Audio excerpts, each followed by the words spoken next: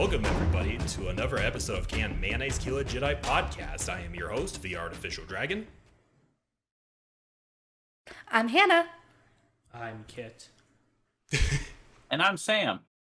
Yes, as you can tell, we have a mysterious fourth member of our podcast. This is our first ever guest star of the entire show, our 8th episode, no less, and I'm very excited. For once, I'm not going to be talking about the lore of Star Wars or what have you, so I'm just handing the reins to somebody else, at least for this episode alone. So, Sam, why don't you go ahead and tell us about yourself? Well, my name is Sam. I go by Samthetrue. I am a Galaxy Master for a Star Wars 5e and have been for the last about 2 years or so. That's how I got into listening to all of you guys through the Star Wars 5e servers and things. Big fan. Glad to be here today. Hell yeah. And I'm glad to be talking about fun stuff with you guys.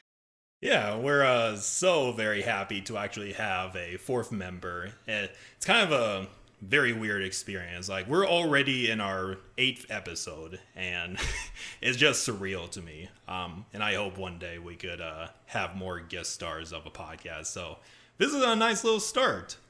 I'm glad to have you, Sam. Yeah, we're very glad to have you. So, Sam, what is today's topic going to be about?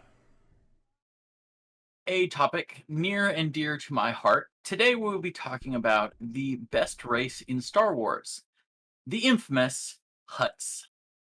Oh. God damn it! No! All right. But yeah, Sam is a fun fact. He is a DM for the Discord server that I'm a part of, or former DM, and he is particularly a DM for the Hutt Cartels faction, and he is a huge nerd, so I thought it would be very appropriate that he would be telling us the lore of the Hutts, their history, and all that fun stuff. I'm glad the Hutts got drive-by. I'm so glad they got drive-by, son. Oh my god, kid. It's just like a Sith drive-by, and then they got sun-shot. I love that. Yeah. So yeah, I hope you're looking forward to the numerous memes and jokes that we're going to make about the Hutt, Sam.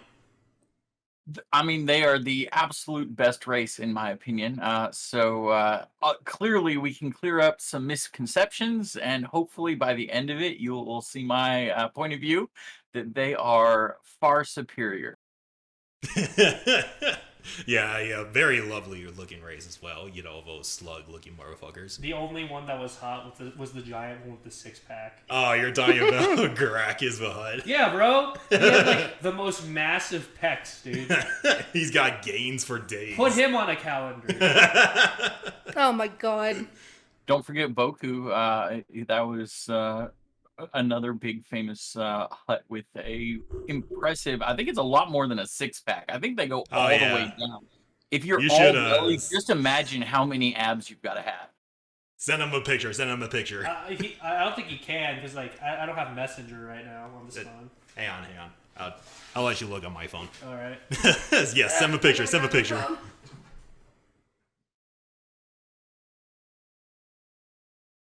Drum roll.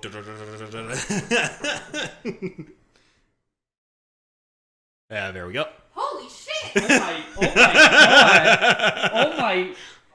Holy crap. We got the Chad Hutt, everybody. We got the Chad Hutt. He has Vader Myron. Vader's Myron, bro. Vader's But Myron. Gracchus has the necklace of lightsabers, Yeah. so. I'll let you tell him more about Gracchus the Hutt since you're the expert. Yes, Gracchus, another famous Hutt of particularly strong, both physical stature and of renown. He also added other fun things. I believe he was the one who was known for cybernetically enhancing himself and the other Hutts. So he did have some legs and things, though they were mechanical. Some of the Hutts are a little bit more known for being buff than others. Not everybody can be so wimpy as to get easily choked out, like some famous huts by a simple slave. Harder, daddy.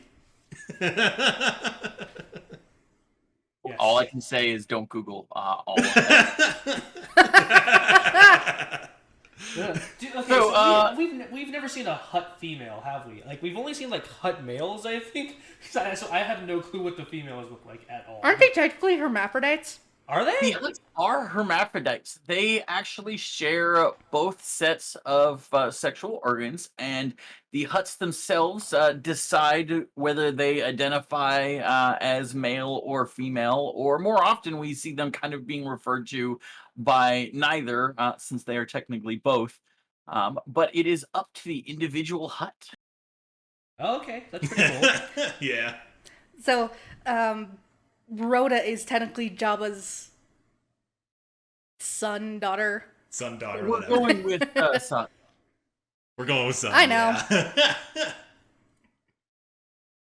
But yeah, why don't you go ahead and tell us about the history of the Hutts and what led to the actual destruction of their homeworld? No, the Sith drive-by's canon. Dude, I want the Sith drive-by to be canon so bad. That's how like the Hutts almost became extinct. Oh my god, Kit. Sorry, I had a quick little thing. So yes, the Huts. We have a bunch of things to talk about with the Huts. They have been around since pre-Republic era, before 25,000 BBY, and existed well past the movie era too. They had a absolutely great reign. First with the Hutt Empire, starting in roughly before 25,000 BBY, long before the Republic, and in the early days of human exploration of the galaxy, when out towards that kind of galactic east, there wasn't a lot of human presence. It was kind of just a bunch of smaller planets. Originally, the Hutts were the original Hutt Empire kind of grew together out of a couple of very particular and special Hutts. The first Hutt that really brought everybody together was Gradula Basaldi, the elder. Was one of the original. I'm sorry, I'm looking at my wrong notes here. No worries. I'm sorry, it was Bunta. Bunta the Hutt. Bunta Higisalistic was an ancient Hutt, was an Hutt of ancient times, who was one of the great tactical minds that managed to scare off a scary warlord by the name of Zim the Despot. Zim was pillaging around the early galaxy with basically nobody that could stop him, taking thousands of planets. He then ran into Hutt space. The early Hutts had come up with a strategy and challenged Zim to basically honorable combat. They told him when and where to be, and if you're not there, you lose. So he showed up, and the Hutts fought him back. Not just a little bit, they completely decimated his forces. They actually did this again. Each time they did this, more and more vassal races kind of swore allegiance to the Hutts for all time, basically agreeing to always work for the Hutts, for you and your planet and your descendants, and we'll kind of let you have your own government, but you all work for us, or you can get conquered and pillaged by this other guy. And that's the origin of kind of the Hutts, where the Hutt Empire came about.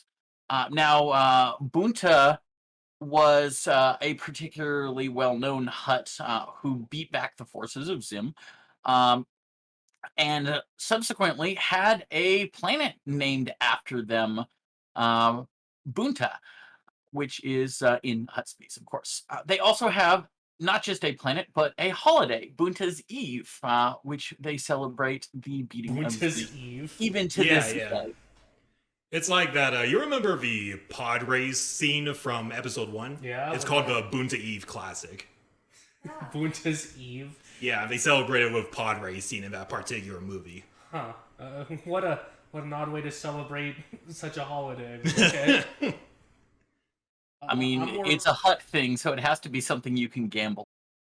Of course, like it's more like I'm more curious how they became like more of a what was it a.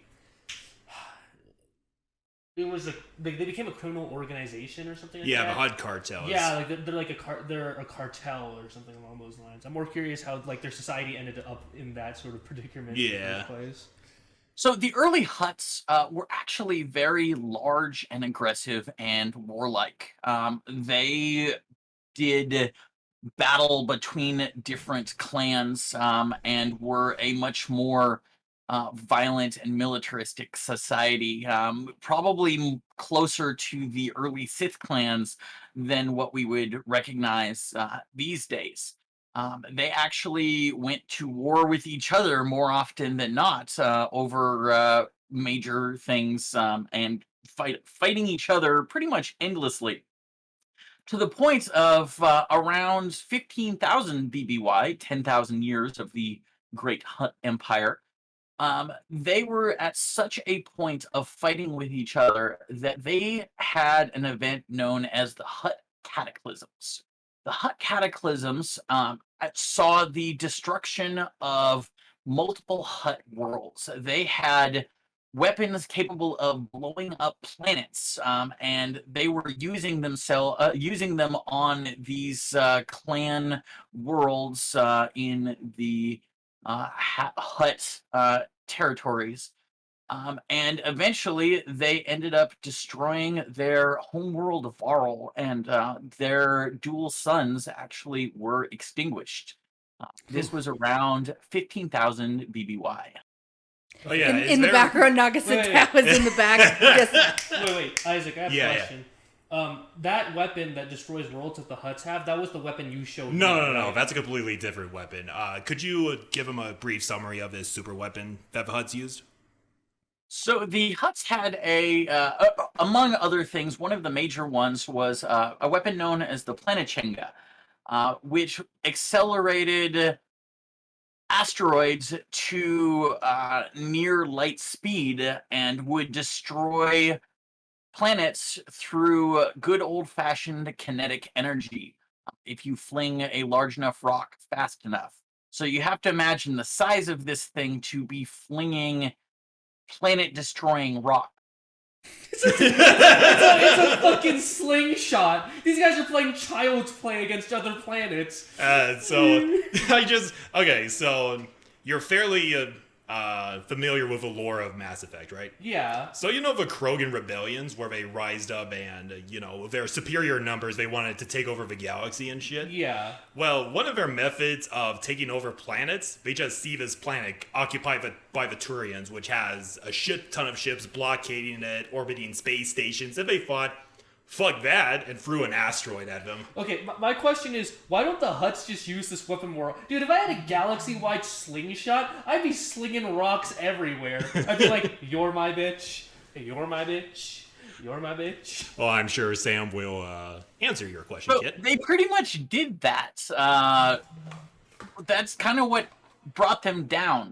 The Hutt Cataclysm saw the destruction of their homeworld and countless other planets. And before we get too far off topic, it was not Darth. It was not a Darth Naga Shadow that destroyed the world. That was actually about 5,000 BBY.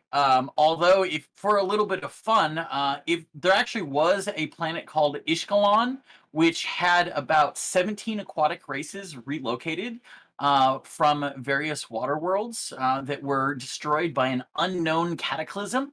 So there actually was a major cataclysm affecting worlds just like that, when an unknown benefactor brought all of these aquatic races to Ishkalon. I personally think the Hutts would be a great species to be that unknown benefactor because one, they love a good menagerie, and two, it's a place for them to farm aquatic slaves. I mean, it really would be a perfect thing, and that probably was Darth Naga Shadow blowing up these things. However, Varl was already destroyed long before Darth. The great hyperspace war, yeah. Yeah. Well, I'm more talking about like you know, Clone Wars era Star Wars, right? Yeah. So like, I'm more talking about like, because after the Great Hutt Wars, where they destroyed their planets and caused an internal conflict, it's more likely than not that the Hutts would not want to do infighting against themselves because they'd be fighting against their own like political interests and their own interests themselves as Hutts. Yeah. But I'm more talking about like the because like I would believe that in the Clone Wars, the Hutts themselves were all gathered as like a massive cartel-like planet. Yeah. So why would they not just use like the planet-destroying device as leverage for like other planets or something along those lines during that era? Because it seems like they would gain like a huge like political advantage. That would be like having like a nuke when the Death Star hasn't even been made yet, you know, sort of idea. That's actually a good question. So when they went through these Hutt cataclysms, there was this one Hutt that was Budhilla that led the Hutts as a race to their new homeworlds, now Hutta, formerly called Evokar, with the previous planets, or the previous inhabitants of Evokar graciously agreeing to donate their planet and willingly relocate to the fifth moon, and then work tirelessly for free to help terraform this planet to their new overlords' liking. Part of this, Budhilla developed a philosophy known as the Kajidic system. It is their clans, and it is a code that they all, as a race, agreed to live by. They pretty much said that infighting and violence is not going to win them the galaxy. They need to gain power a different way. If Star Wars is a 4x4 strategy, 4x strategy game, they said that they are going to give up the combat victory path and focus on economic and social victory here, and mainly economic, with money being the ultimate power, and as well as actual political leverage. As we see in the movies, they are far more concerned with making Han do what they want than they are in actually collecting money from him, because it does not make sense to stop a guy from earning money if you want to be paid back. They were far more concerned with the actual leverage, as is the Hutt. So they're more so like they probably wouldn't want to nuke a planet because one, they would lose resources from that planet, possible slaves, possible like more like, you know, spice delivery. They could also actively be more of a targeted threat, because when you have like such a device, they'll be able to pick up on the signals more easily and find like your like secret locations to probably disrupt your plans, etc. So they're more in it for the long game than the short game, you know. Yeah. Sort of thing. I guess that's what you're saying, right, Sam? Exactly. And they decided to demilitarize because pretty much the Hutts said that it is better to not have planet-destroying super weapons. They can win a more economic-friendly game without countless Hutts dying. I like that. About that's actually pretty cool with the Hutt. Yeah, it's actually pretty smart. When you have a shit ton of super weapons, that just paints a gigantic target on your back. Yeah. I like how they actually made that a detriment. Like usually nuclear devices or devices that can destroy planets in fiction are usually like the trump card, but I like how they made this one an actual detriment to themselves economically. That was a really cool vision. Yeah. I think what could have, like, this is just some headcanon, but I thought it would have been cool, now that I'm hearing this, is what if like the Death Star, like the prototype Death Star or like the Death Stars got their idea from like the Hutt destroying planet device. I think that would have been a cool lore bit if they actually connected those two things together. I think it's also the fact that not a majority of the galaxy know about these super weapons because, again, it's ancient Hutt history and all that. It's very odd to me that you know how in real life history technology goes from being kind of low class to more higher as you go throughout time. In Star Wars, it feels like it's the opposite effect, where everyone has like this massive weapon back then. Jedi and Sith were massively stronger back then, and now we're in like itty bitty mode, where everyone's like just a little baby. Where all the Sith are incapable of neutralizing stars or whatever. Where the Hutts don't have they don't have nukes for obviously like political and economic reasons. Yeah. And there's no longer like devices that can do all of this crazy stuff. It's very weird that. It's just weird, like, why is the ancient technology going, like, more advanced than the newer technology, sort of thing. Yeah. And that's a topic for a completely different episode, yeah. I just thought that was a cool, like, connection, though. Yeah. So, you might think that the Hutts, considering they dismantled their super weapons, might be a little bit more wimpy. But, historically, that's actually not the case. They actually managed to wage war against the entire Republic during a period known as the Pius Dia Crusades. At that point in time, the Republic was very humanocentric. This was about 11,000 BBY. And they pretty much saw anything that was not indistinguishable from humans as being bad and wrong. And the Hutts definitely felt that that was wrong, considering they actually considered themselves kind of gods. They had outlived, early Hutts believed their twin sons were gods. But now they actually had outlived them, and certain Hutts, Bunta, who had beaten Zim, was actually had risen to godhood. So it was actually the other way around. The Hutts have an inherent belief that they are slightly better than everyone else. I mean, consider their long lifespan, how much a Hutt can accomplish in their just being compared to everyone else around them, and just how much power they consider their financial success to be. I mean, Hutts span the galaxy and are well known, maybe not the most trusted, especially after they decided that they weren't going to be violent. They were going to be conniving people out for money. So maybe, work for a Hutt and trust a Hutt to get a job done. But they're always kind of thinking for themselves. But anyhow, with this Pius Dia Crusades saw the attack by the Republic on all things non-human. And the Hutts actually managed to repel this invasion of a kind of philosophy that was very humanocentric. That philosophy actually continued all the way through Republic history, down to the movies, mainly featuring human officers and staff. You never get to see Hutts doing things, even though they would be the absolute best people. And most people, if they're not humanoid, didn't get a large place in the Galactic Empire, at least humanoid. You never get to see any of the fun races in the movies. Oh, that's a cool lore bit too. Yeah, and like the Republic society was mainly like human-centric and based on human-centric like laws and like Kajidic towards like more Xeno-based like life forms and stuff. One day we'll talk more about the Pius Dia Crusade. It's a very interesting part of Star Wars history. I like to think a lot of people like to think of it as the time when the Republic became the Imperium of Man.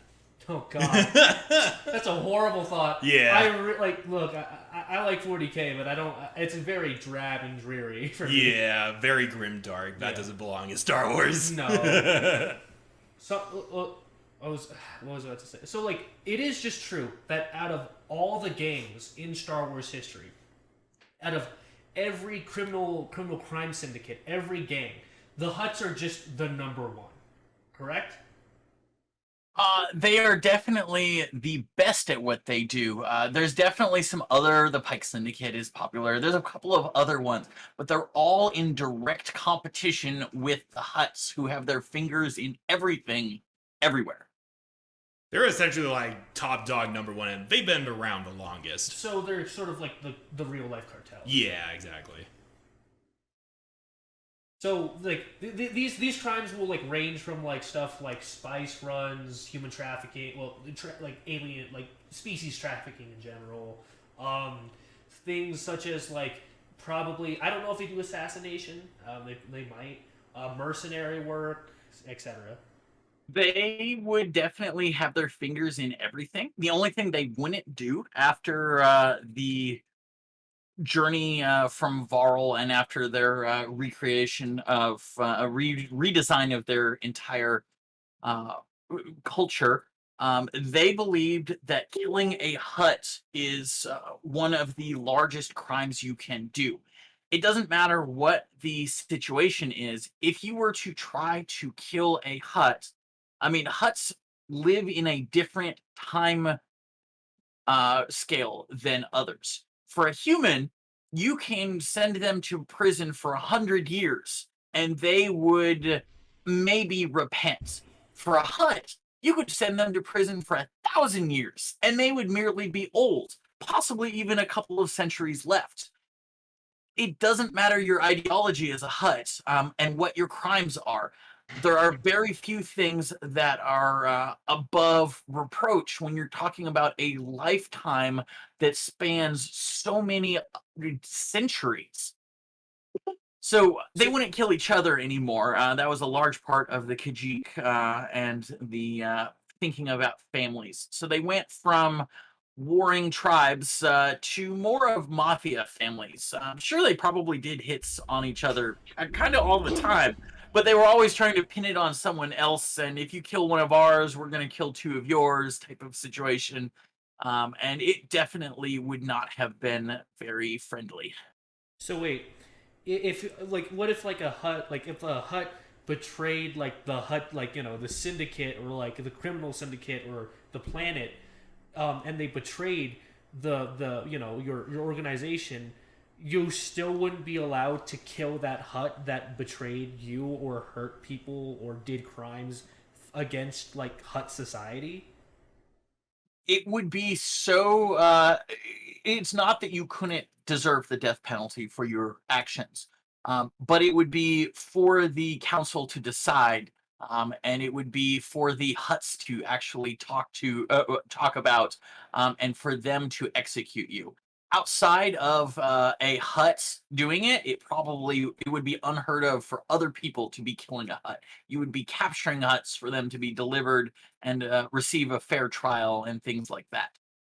Oh, well, that's a very interesting way of doing things. Yeah. That's actually, I feel like that's way more humane than a lot of countries and how they treat their own people. Like, Ironically enough. I know, like it's like so many other species would just kill them on the spot or just like rip them apart or probably even torture them. The Hutts merely just capture you and give you a trial. Yeah. Oh my god.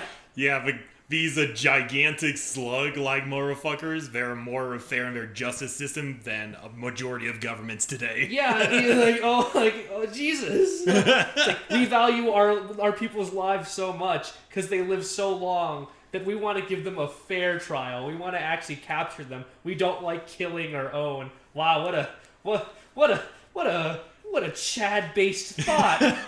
I'm just this entire time we're talking about family, I'm just thinking of a Van Diesel meme. Oh my god! It's like you can't kill him. He's family. Even if he's done something bad, he's family. You always gotta be there for family. He's a Hutt, so he's family.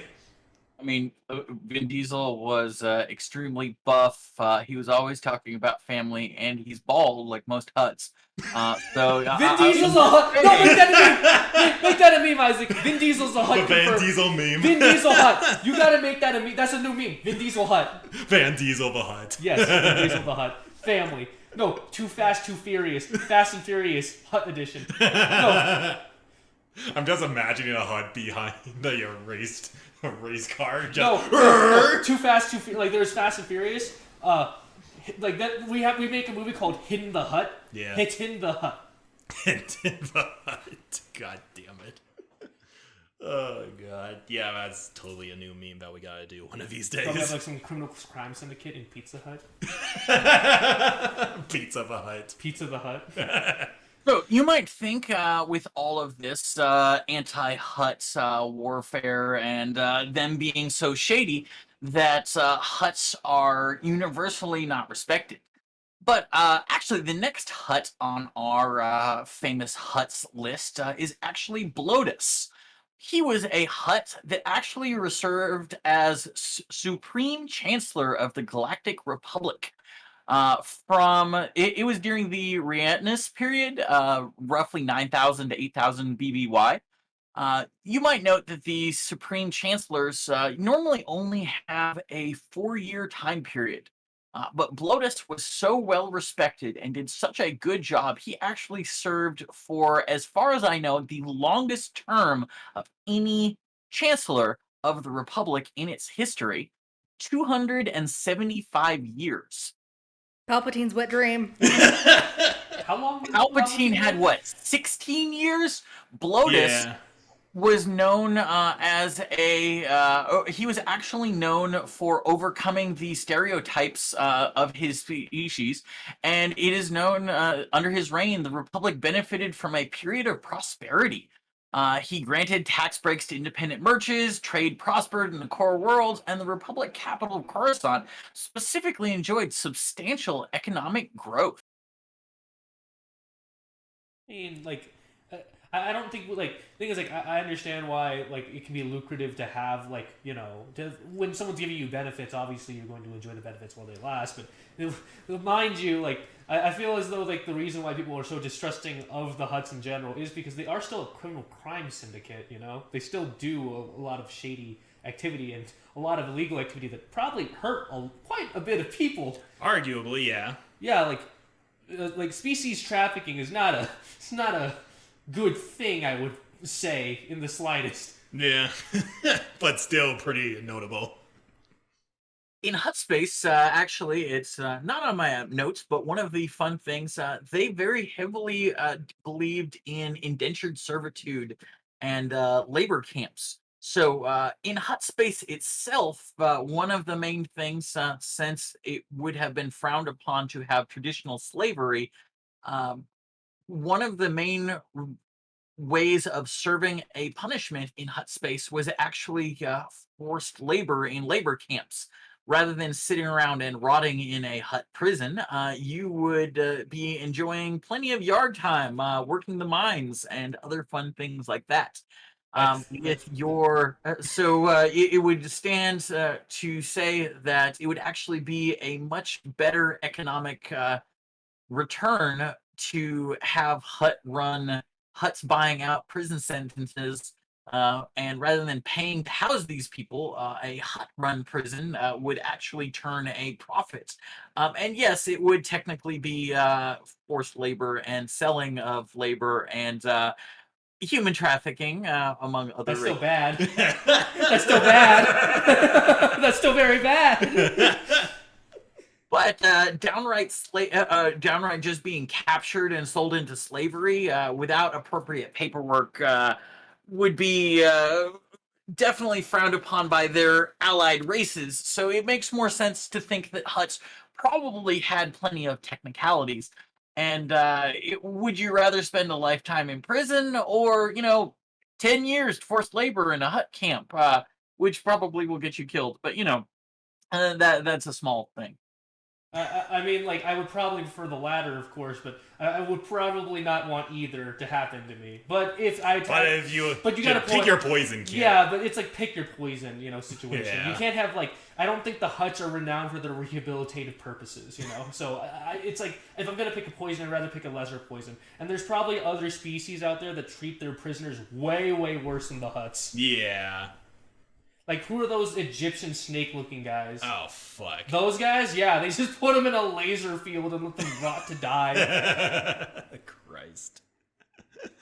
So, not all, as Blotus shows, not all Hutts are nearly as evil as some of the ones depicted. Blotus died of a ripe old age of 912, passing away in his sleep. Uh, kind of a good way to live your life and a well-respected hut. Yeah. 912. Oh my god. Like, well, I'm just shocked. I know they live like centuries, but oh my god, that's so long. Yeah, they could live for like ever.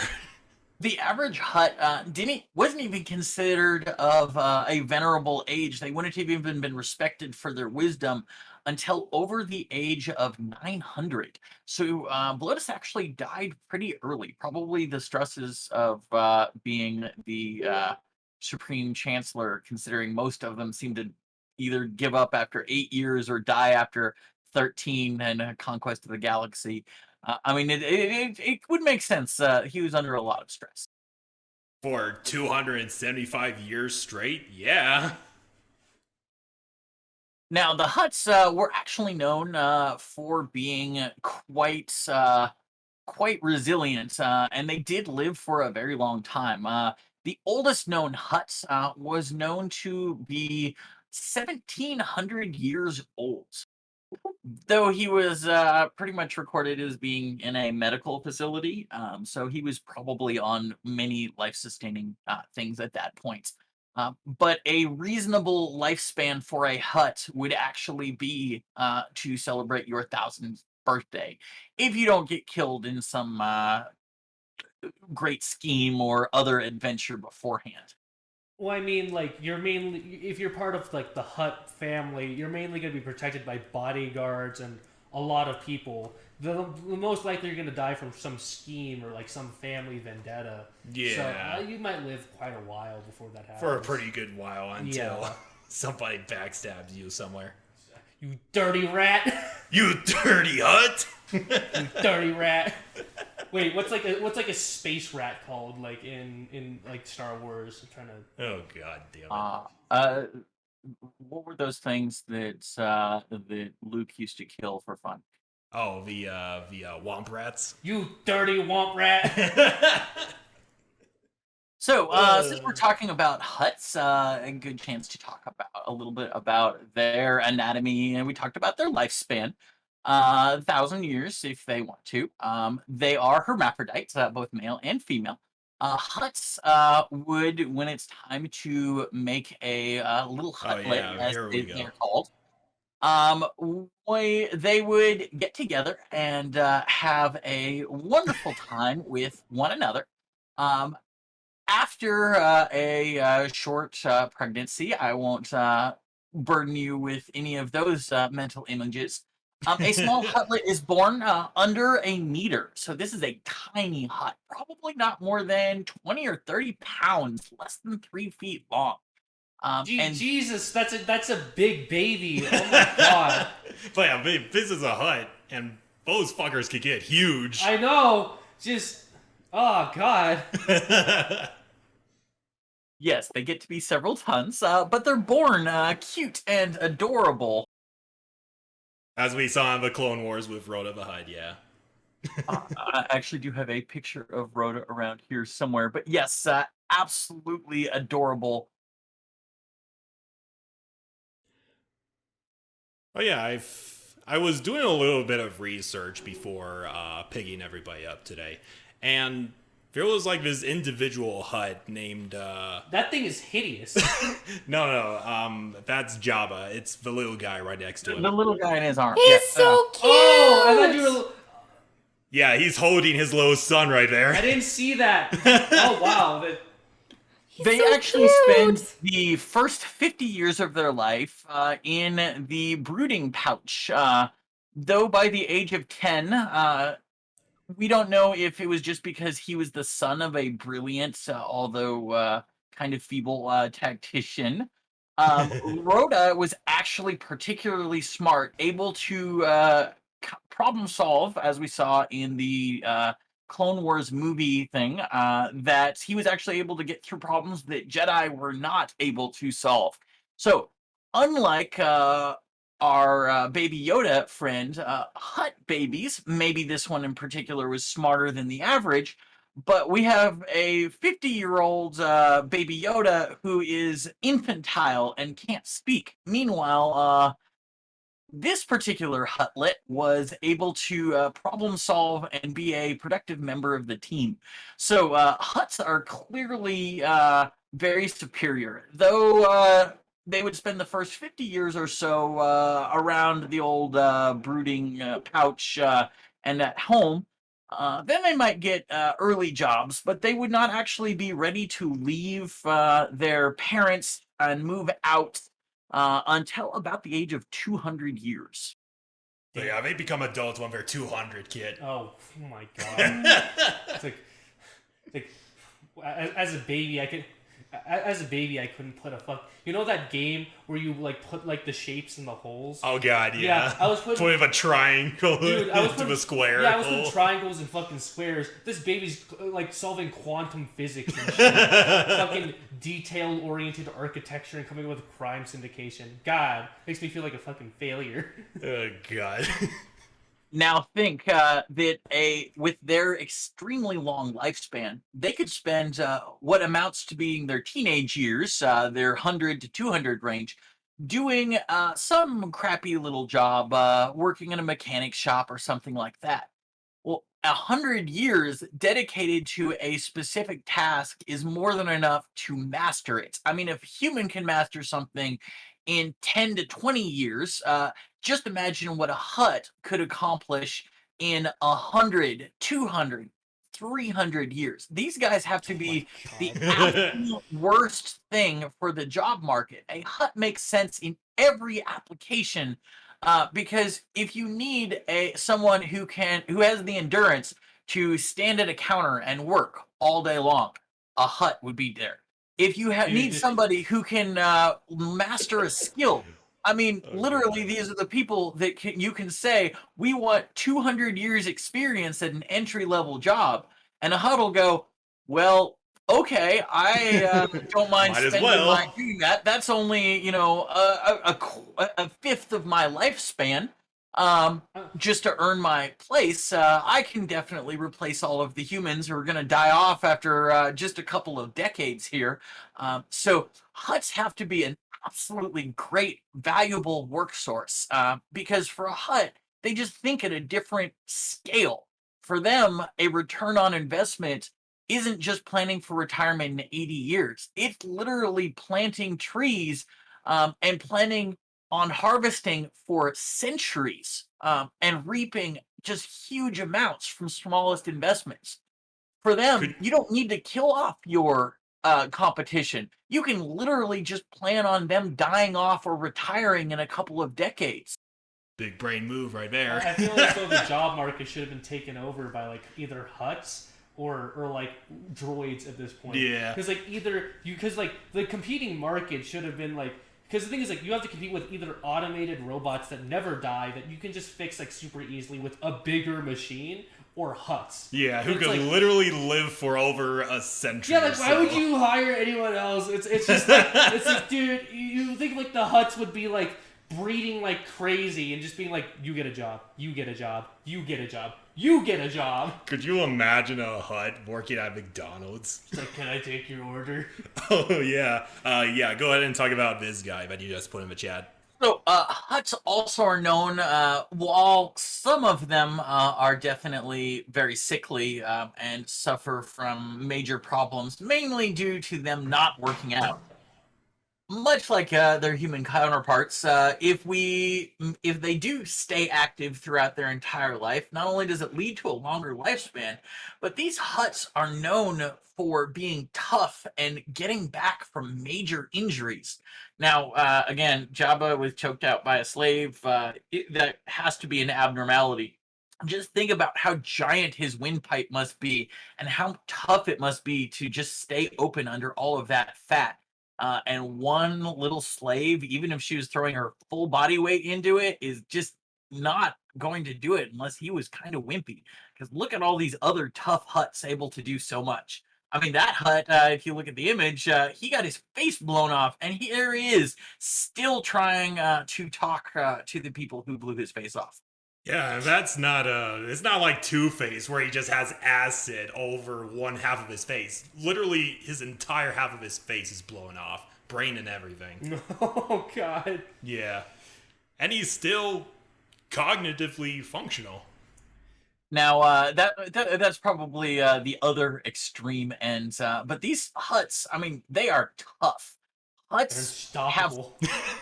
it must have been a scary place on the early years of Varl. You have to imagine these giant slugs that grow 10, 20 feet long, several tons.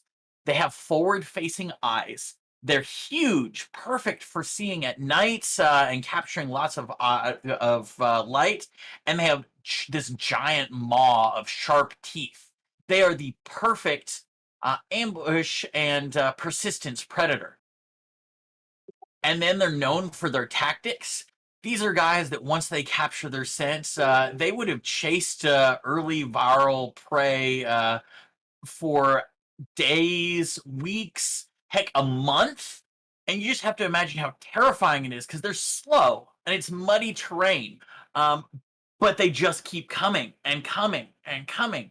And you finally think you can rest after being chased. And you turn around and bam, this giant 10-foot tall, 2-ton house is behind you. You turn to run and bam, they come in packs and families. So there's his brother who's equally large right behind you.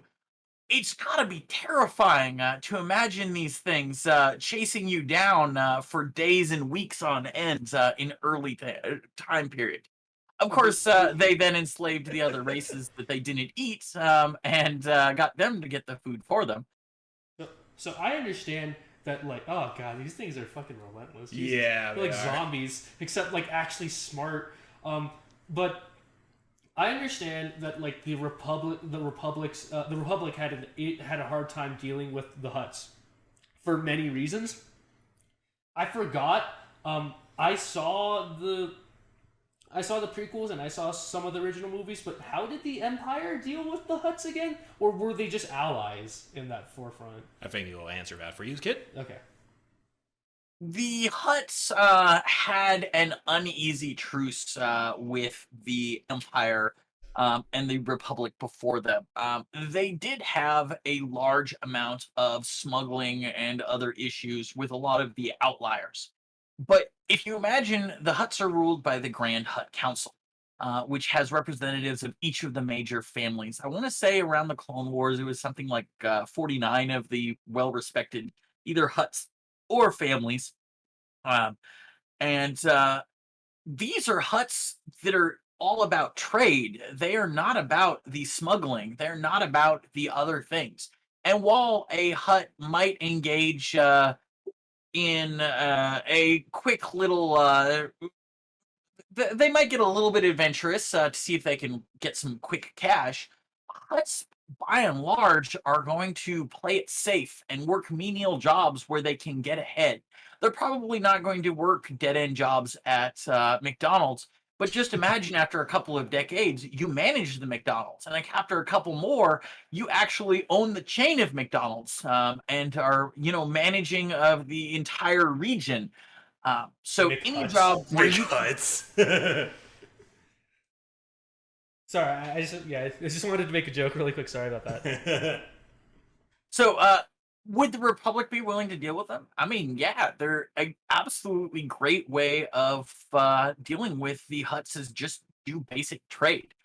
There's probably also a fair amount of trying to undermine the Hutts by having them associated with criminal activity. It's a great way. The Hutts are more than happy to say, hey, look at us. We have legal spice. We have legal slavery. We have legal everything. Export your labor needs to us. We would be happy to do it. Come here for vacation. We don't care what you do with the spice. It would be absolutely great. While it would also give the Republic a chance to undermine the Hutts and their encroachment on the galaxy. So it would be those very Hutts that are trying to do those quick get rich quick schemes that are undermining all of the Hutts and their persistence throughout the galaxy. Because there's probably a lot of slander going on.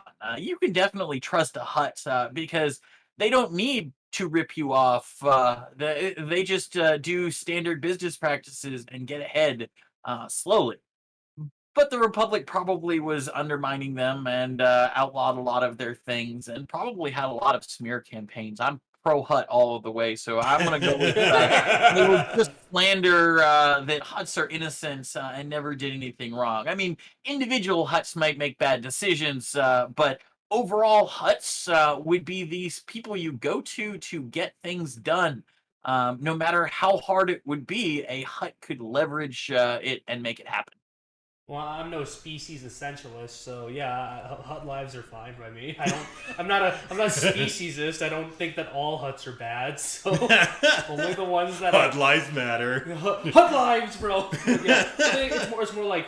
So it's like, yeah, there's individual Hutts that are bad, but I don't think like the entire species itself is like, you know, deserves condemnation for the actions of like very few, you know. Also, it's due to the circumstances that they went through that they ended up into a criminal syndicate anyway. Yeah. Oh, by the way, before we continue on, I actually wanted to show that particular HUD that I was doing research on. I think her name is Queen Jo, something like that. Do you remember her, Sam? The one that ran the retreat place. Yeah, in the Legacy comics with the descendant of Luke Skywalker and all that. The most beautiful of Hutts, and the one that proves what happens if Hutts were a corset. Oh god. Hut in a corset, guys. You heard it here. That sounds gross. Interesting. Let me see if I could pull it up for you.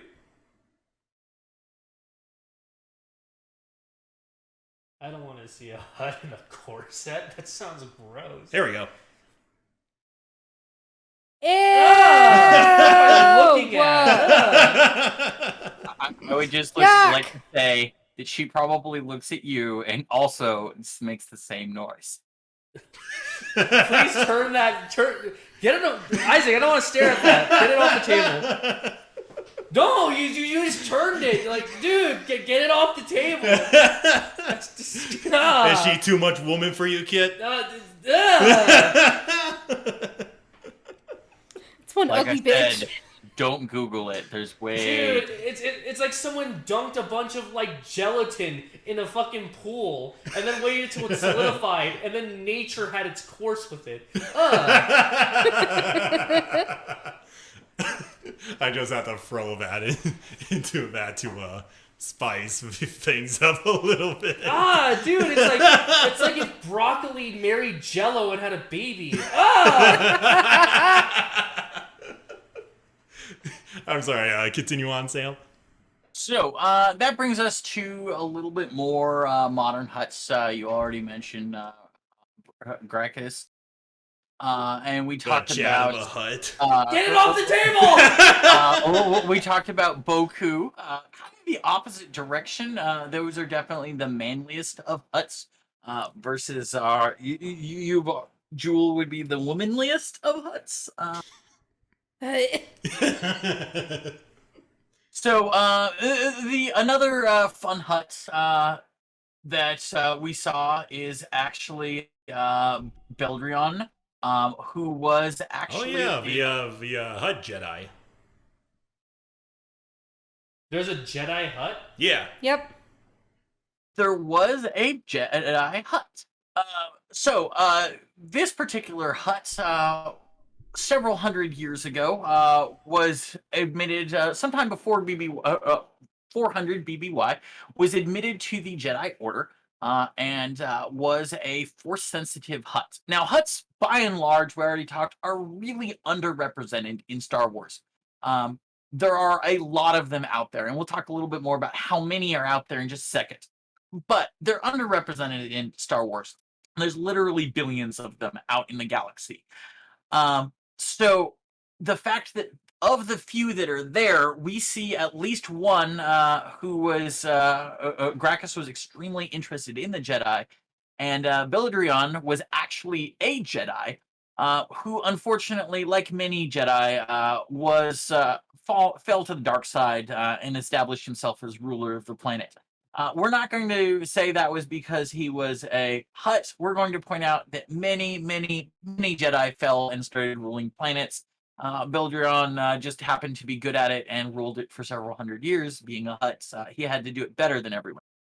Oh yeah, do you have the picture of Beldrion fighting Princess Leia? I am trying to send it right now. Okay. Yeah, he looks very demented looking in the artwork. So this Jedi Hutt became evil and started ruling a planet. Yeah, here we go. So, Oh my god! he was known for being particularly strong.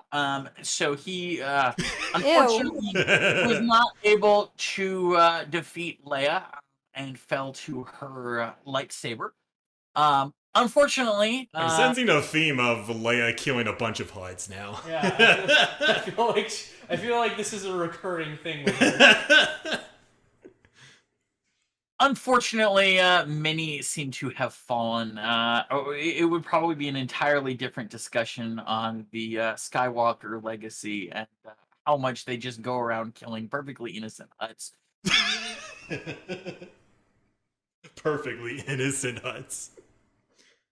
But Hutts are, while they are shown to not be very easily persuaded by the Force, they are actually capable of being Force sensitive. And since many of them are, at least two are shown as being interested in the Force, and one is shown as actually wielding the Force, it is plausible that there are more out there. Now, they, as a religion, as a race, don't really see the Force as a religion. There aren't any people that follow it in canon, as far as I can find. They come more from a tribal society that comes from the swamps. They're probably a little bit more voodoo magic types than they are actual, organized religion types. So it are probably they, like many other races, end up using the Force without realizing what it is because they don't have nearly the same traditions that the ancient Jedi's did and things like that. Though they are shown as being able to wield it. Maybe if the Jedi gave them a fair chance and actually trusted a Hutt every now and then, they would see that Hutts would also be far superior at that role, just like everything else.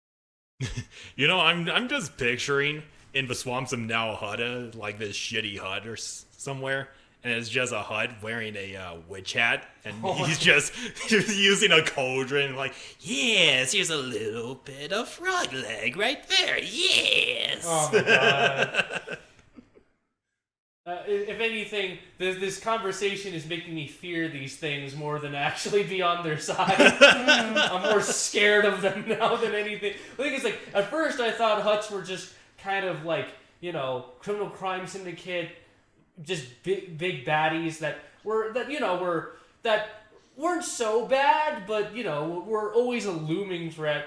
And now all I feel from them is massive looming fear because of the amount of ability they have and how long they live and what they're capable of. No, Jesus Christ, dude. And imagine, like, 100 years of their life, that's like, that's just like a year or so by their perspective.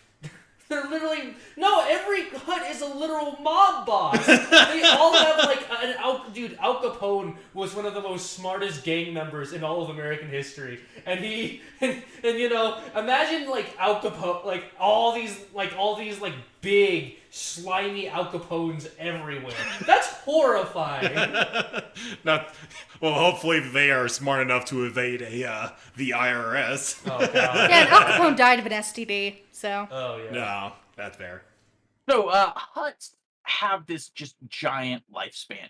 They pretty much figure on things being the Hutt way is going to take over time.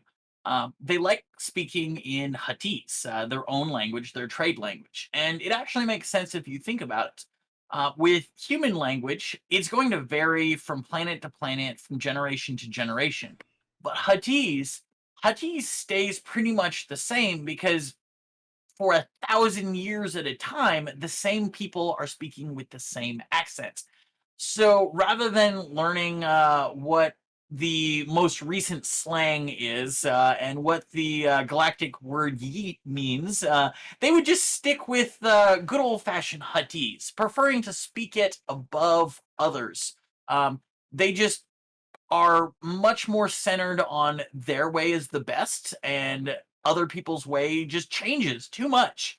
Hutts are slow thinkers. They're going to be slow to respond. They're not necessarily the best at uh, jobs that would be needing a rapid pace. They're not physically, while they're physically strong and very high endurance, they're not going to be quick by any sense of the word. Now, they do show and have a very large history of absolutely great military strategy, but not necessarily the best military might. They just happen to be people who understand strategy and understand how to play the long game.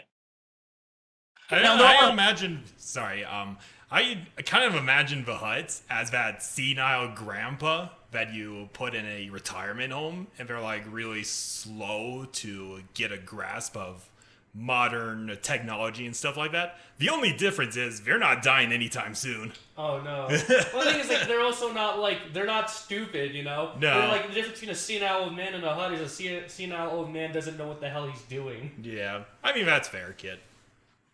and they're definitely going to be that senile old man that keeps losing games of chess until cash is on the line, and then you discover that they have been a grandmaster since long before your family tree ever branched off. He pushes up his glasses like in those animes. It's like, Yeah. huh, you've underestimated my moves. No, it's that meme of I'm sorry, master, I must go out just this once. Oh god, no. So there were Hutts that were capable of speaking common, or I should say galactic basic. They are able to do so without any major accents. I personally like to think of Huttese kind of, well, they native speak swamp residents. It probably sounds a lot like Cajun French, and the Smuggler's Moon of Narsha is probably a good euphemism for the French Quarter in New Orleans. So just imagine a bunch of old hillbillies down in the swamp, some of which who remember the good old age of when the Empire was at its full military might, which sure that was 15,000 years ago, but for Hutts, that was only 20, 25 generations. Like, it really wasn't that bad or that long ago for them. Now, of course, they have about as little memory of actual events of the Empire, of the Hutt Empire, as our modern Southern hillbillies do.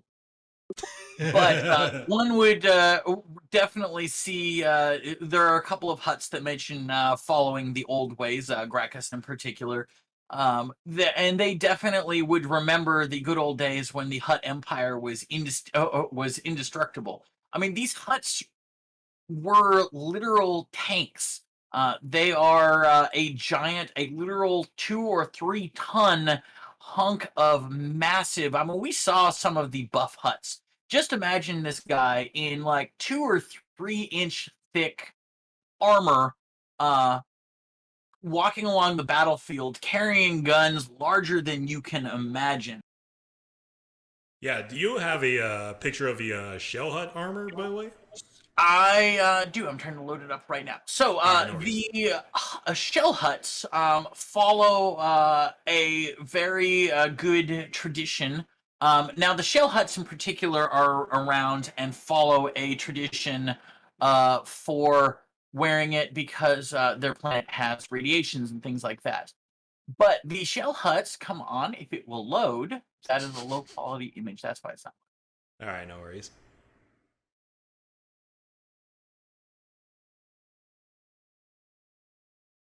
Here, I'll give you a helping hand. But The yeah, shell Hutts follow a long Hutt tradition of wearing these giant suits of There we go. armor, and there are actually other Hutts that reference the ancient Hutt battle armor. Good They would have lord. worn these huge, giant suits. And while they might have included wheels or repulsors or other things to increase their movement, the main attraction would be these giant, indestructible suits. Because if you think a human can wear a full set of battle armor, just imagine this giant, literally not walking, but slithering tanks. Imagine the L core from a Mass Effect. Oh god, I'm literally looking at a slug with armor that's like the size of a fucking tank. Yeah. Oh god, dude, it's like Tyler 1 in a Sun Crusher all over again. No, could you imagine you're cornered in a forest and you have a jetpack, you're like, see ya, bitches! And then you look behind and you realize the Hutts also have jetpacks. Wait, they can fly? They can fly too? Wait, no, are you serious? They have No. jetpacks in their armor? No, just imagine. They would have the ancient Hutt battle armor did have repulsor lifts and things like that. Maybe not as fast as that, but again, Hutts are all about persistence. Why change out your jetpack every couple of minutes when you could literally just have a more stable form of transportation? Again, Hutts don't move quickly because they don't have to move quickly. Jesus Christ. Oh! Oh my god. These things are fucking horrifying. Yeah. If you didn't respect the Hutts, you'll at least fear them. Okay, if someone's running after you, that's scary. Imagine someone walking after you, Yeah. and you escape, and then they're still walking after you. It's like Jason Voorhees. No, it's like Mr. Michael X. Myers. No, it's Michael like, Myers, like, yeah. Have you ever played Resident Evil 2? Yeah, It's like that, Mr. X. yeah. Mr. X doesn't run after you. He just walks. But the Yeah. thing is, it's like, when he catches up, but like, you know, you're doing your own thing, he just shows up out of nowhere, and he's just like, sup, I'm here. That should be a horror game. You just have this fully armed Hutt after you. It's a Star Wars game. Mr. Hutt just walks in, sup! I would pay good money for that kind of game. And what's even scarier, we mentioned that they were probably stealthy. The best I can figure of the different types of snake movements, they probably rectilinearly undulate, which involves contracting their abdominal muscles in rhythmic patterns. So they probably, as we see with snakes, are almost silent. So they're these huge, occasionally slimy creatures that just kind of slither up behind you and make no noise until this giant creature is right behind you. It really is the perfect horror movie monster. Surprise, motherfucker. It's like that fucking, what's that like, it's like you get like $1 billion or even $1 million, but if a snail... Like, you're talking about a Rooster Teeth thing, yeah. It's like an immortal, like, snail that you can't kill and it won't die. Yeah. You get, like, immortality and, like, billions of dollars, right? Yeah. You can't die either. But if the snail touches you, You die. But it's super slow and the snail cannot die. Yeah. And but if the snail just touches you, like, just touches you, you're dead. Yeah. That's what this thing is. Yeah. God. You know, that would make a great side mission. You're just wandering the forest on this planet, and there's this Hutt that's like a big game hunter, and he just slithers after you. They're, like, kind of slowish. Yeah. Oh, my God. So, that leads to another question. How many of these things do you think there are out there in the galaxy? Probably not so many because, you know, we don't see them too often, right? So, now Hutta, or at least the Wikipedia page on it, lists the population of their new homeworld at 7 billion. Oh. Now, this is only 43% Hutts, but we're still talking about literally billions of Hutts, and that is not even that's their capital where everybody goes to trade with them. They have many more Hutts in their planets, and many of their homeworlds. Each of these clans, a major clan would have in the Hutt baskets in the Buta Hutta region of space. They would have their own planets with millions or maybe even billions of Hutts themselves. So there are literally billions of these guys across the galaxy, probably mostly confined into Hutt space, but literally anywhere that you have trade, it makes sense for Hutties to be at least one of the languages spoken, and there to be Hutts doing every menial job you can imagine. They probably blend into the background because most Hutts are happy working, knowing that in just 10 years they'll own this place. They're happy with that. They don't need to work any faster or harder than that because 10 years, 20 years, I mean, that's like saying I'll be a manager in a human year or two. Just knowing that it is a possibility means that Hutts can just go forever and they would just be everywhere. Truly, I believe Hutts would make a absolutely great race for any role, unless you need like somebody who can maybe fit through small doors. I see Or these. fashion or dude, or fucking hot models. Like, no, they would not. Oh, God. They'd be horrible at that job. Well, No, unless you're that one female Hutt. no, dude, you cannot. No one can persuade me. Like, okay, Hutts can do a lot of things. They're great. They're smart. They're amazing. They're strong. They're very persistent. They're dedicated. But you will never, ever convince me Hutts can be supermodels. Those things are God. gross.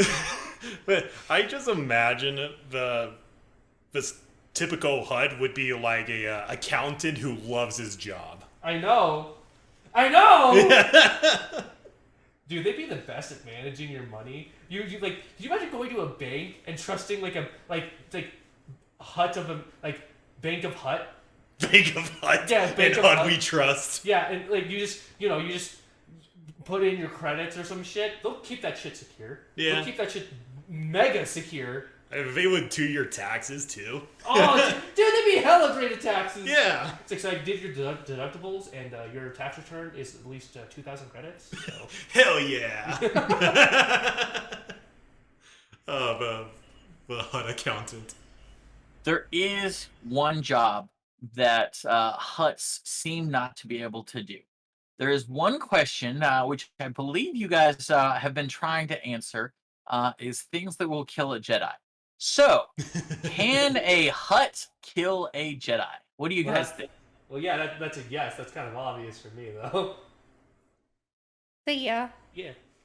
I'm going to go with no. A Hutt cannot kill a Jedi. I mean, look, every single time Jabba or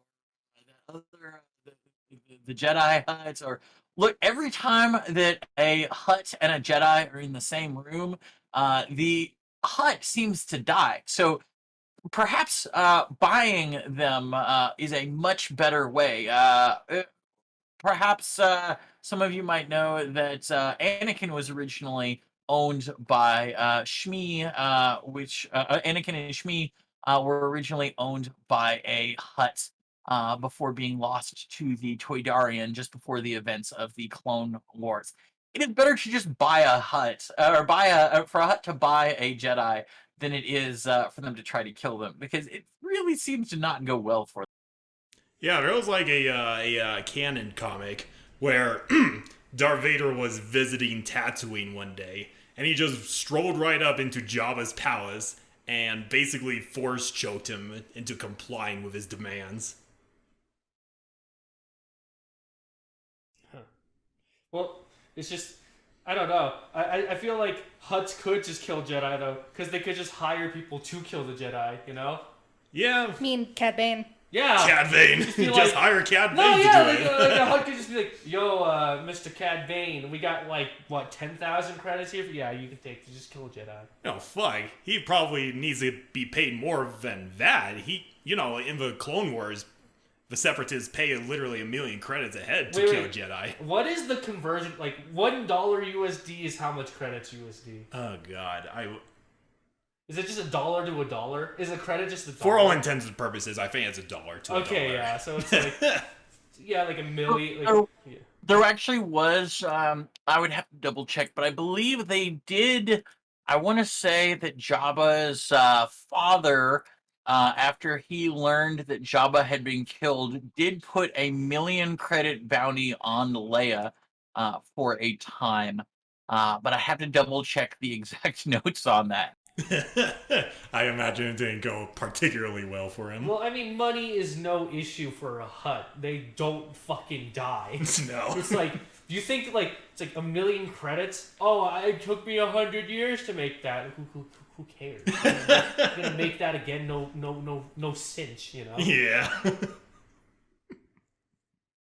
Oh god. So, do you guys have any questions about what is clearly the best and certainly my most favorite race? I'm not just saying that because I am owned by a Hut or this show is sponsored by a Hut, although both are probably. No, this is sponsored by Raid Shadow Legends. Dude, it sounds like Sam's getting like captured by a Hutt. Do you need help, bro? Do you need us to like come over there to get you out of the situation? Well, I do have a username that is suspiciously Hut-like. So perhaps it is me who is the Hut. Oh no, Sam is a Hutt. This is a propaganda episode on the Huts. Yes, it's like Hutts are everything. Huts are everywhere, man. Yeah. Oh yeah. This was something that me and Sam were kind of discussing yesterday for interviewing purposes. I imagine the Hutts being like that person, like Beanie Babies. They were prominent back in the 80s or 90s, right? In the 90s. Yeah. Imagine that with a Hutt. They just grab the Beanie Babies, and like 100 or so years later, they would still have the Beanie Babies. Dude! I still have a Beanie Baby collection. That's a great idea for a character. Like a Hutt that collects items. Yeah. Dude, could you imagine? Like, you're like a baby Hutt or something. You Yeah. collect like trading cards, like sports merchandise, collector's items that don't exist, that like, exist in your time, but then you just wait. It's like 200 years later, it's like this item is super rare and no one has it anymore. It's like, why do? And it's like you get 1,000,000 or so credits if you sell it. Yeah, that's a great dude, you should make, make that a character. Make I that would a fucking love NPC. to make a Make Hutt that character. Dude, make that an NPC in the game. That'd be such a fun, like, imagine if, like, this is off topic, but imagine in the game where like, damn, I need this specific collector's item, and it's like, well, none of us have it. Well, we'll call this Collector Hutt, who has all of this collection because he's so fucking old. So fucking old. Great, that's cool. That's such a Yeah, it cool would be a great character concept, actually. Do you have all of the space baseball cards?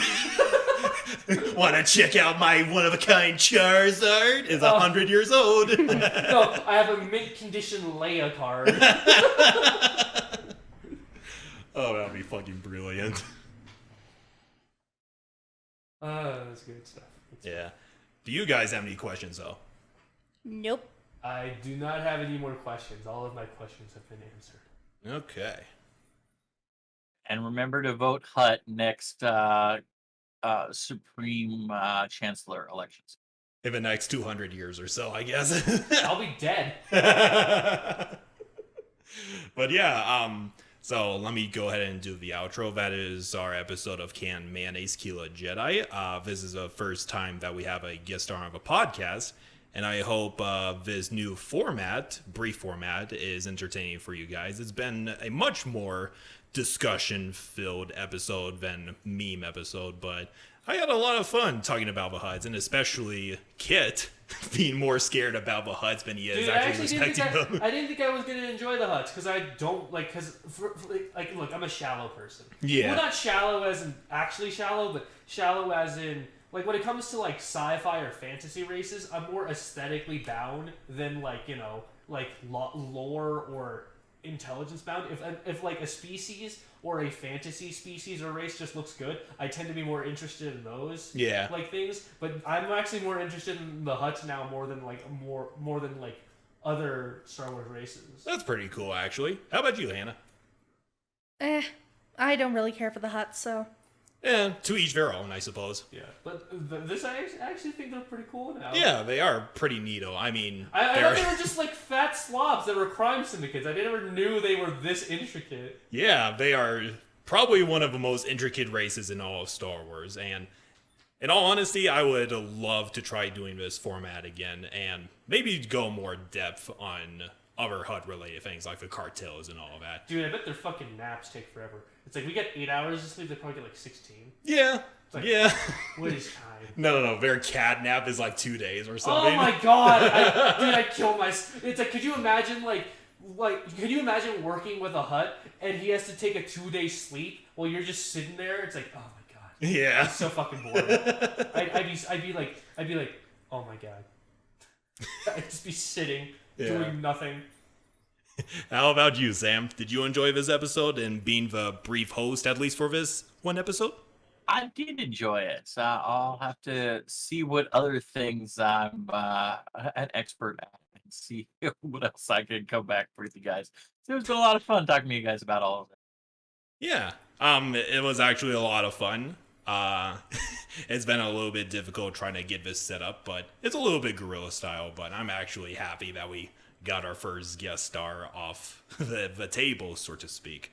But yeah, that's our episode of Can Mayonnaise Kill a Jedi. I hope you're having a wonderful day. And the next episode is going to be about lightsabers. Yes! Sweet. God! I see you're very excited, very kid. It's like one of my favorite topics, dude. Yeah, it's it is. literally like it's like a katana. Like it's my favorite sword. Yeah, and I'm sure everybody is going to be Dude, I'm a fucking weeb. Now I can be a space weeb. a space weeb. All right, thank you so much for joining this episode of Can Mayonnaise Kill a Jedi, Sam. And I hope we can see more of you in the future. Sounds like fun. Oh, and I definitely think a Hutt could kill a lot of mayonnaise. You just swallow them whole. You should change it from Sam speaking truth to Sam speaking facts. All right, I'm going to take us away. Everybody have a wonderful day. May the force be with you. And be sure to get a Hutt to do your taxes this year. Yes. Bye-bye. Bye.